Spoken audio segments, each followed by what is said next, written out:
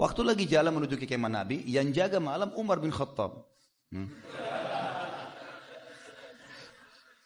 Umar begitu lihat dari jauh ragu-ragu. Untanya Nabi benar, Abbas benar, tapi di belakangnya siapa ini? Begitu Umar lihat Abu Sufyan, teriak Umar. Abu Sufyan, kepalanya orang kafir. Enggak bakal bisa hidup kamu. Umar bin Khattab orangnya tinggi besar. Kuda yang dinaiki oleh Umar agak kecil waktu itu. Maka kudanya Umar lambat larinya, untanya Nabi juga karena Abbas sama Abu Sufyan dua-duanya gemuk. Berat juga unta itu. Maka dua-duanya berlomba menuju ke kemah Nabi. Siapa lebih dulu sampai? Umar sudah hanusin pedang. Ini kepalanya Abu Sufyan harus melayang ini. Pas tiba di kemah, subhanallah, untanya Nabi lebih dulu sampai. Beberapa langkah. Masuk kemah, begitu masuk kemah Umar juga masuk. Abbas bilang, ya Rasulullah, Abu Sufyan datang mau masuk Islam. Umar mengatakan, ya Rasulullah, kepala kekufuran. Datang menyerahkan dirinya sendiri. Tunggu apa lagi ya Rasulullah? Perintahkan, saya tebas nih. Kata Nabi SAW, biarkan hai Umar. Bagaimana ceritanya? Maka Abu Sufyan bilang, ya kami datang untuk menyerahkan Mekah. Entah saya tidak tahu kenapa seperti ini. Tapi rupanya Abu Sufyan masih ragu pada saat itu. Ini benar gak jumlahnya muslimin? Betul gak kuat gitu loh. Tapi dia ketakutan, dia mau keluar saja dari kemah gitu kan. Maka dia bilang, baiklah saya akan syahadat. Syahadat Abu Sufyan. Tapi waktu itu dikatakan masih dalam kondisi hanya karena ketakutan. Belum tahu. Nabi SAW tahu itu. Nabi bilang sama Abbas, tahan Abu Sufyan malam ini nginap di kemahmu.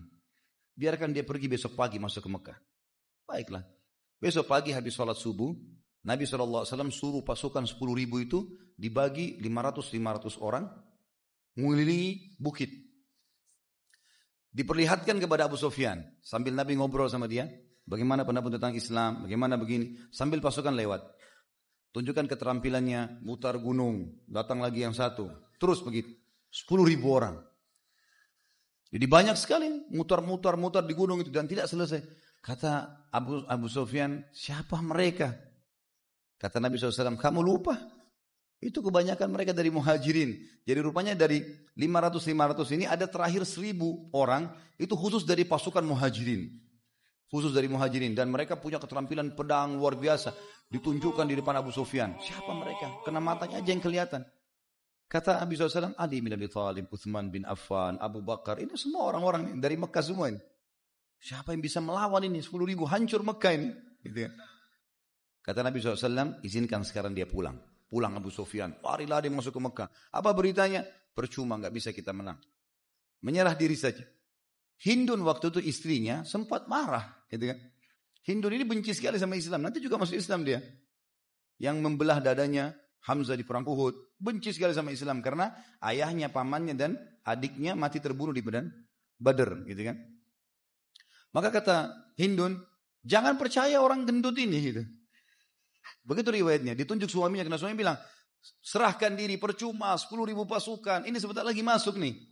Kalau kita aman, kita akan aman. Karena sebelumnya Abu Sufyan bilang, hai Rasulullah, bagaimana saya selamatkan Mekah kalau begitu? Kata Nabi, siapa yang masuk ke rumahmu, aman. Karena Abbas sempat bisikin Nabi, ya Rasulullah, Abu Sufyan ini suka dengan jabatan, kedudukan. Beri dia jabatan supaya Islamnya kokoh, dia masih mu'allaf. Kata Nabi, siapa yang masuk ke rumahmu Abu Sufyan, dia aman. Kata Abu Sufyan, rumah saya kecil. Mekah masih banyak. Gitu. Baik, siapa yang masuk ke Masjid Haram, aman. Masjid juga belum cukup. Satu kota Mekah. Kata Nabi SAW, siapa yang menutup pintu rumahnya, nggak ada di jalan raya Mekah pada saat pasukanku masuk, aman. Kata Abu Sufyan, ini yang luas. Dia pulang lalu dia tadi motivasi orang Mekah, menyerahlah demi Allah begini, saya lihat begitu diceritain semua. Hindun datang, jangan percaya orang gendut ini.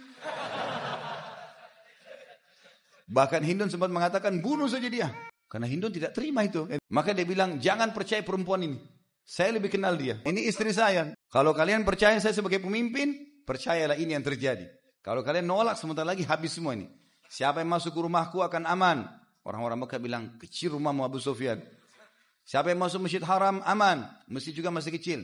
Siapa yang tutup pintu rumahnya, aman. Maka semua orang masuk ke dalam rumahnya.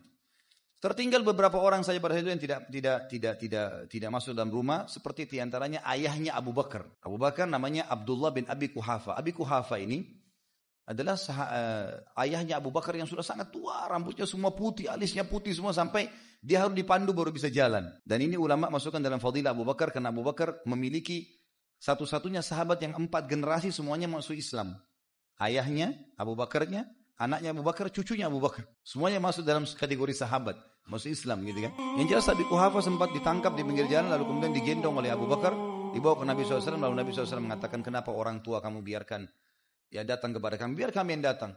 Abu Bakar mengatakan, ya Rasulullah, dia lebih layak datang kepada anda. Lalu Abi Quhafa masuk Islam. Dan di situ keluarlah hadis Nabi SAW mengatakan, karena rambutnya putih semua, warnahilah, bawa dia kepada istrinya, suruh warnahi rambutnya selain warna putih.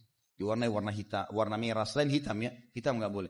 Maka keluar hadis tentang masalah pewarnaan rambut pada saat itu. Yang jelas, Nabi SAW waktu masuk ke Mekah, tidak ada perlawanan, beliau memberikan instruksi. Ada 10 orang. 10 orang. Dimanapun kalian dapat dia, bunuh. Walaupun mereka bergantung pada kiswahnya Ka'bah. 10 orang ini gak bisa lolos. Harus ditangkap, bunuh. Gitu kan? Begitu instruksi Nabi SAW.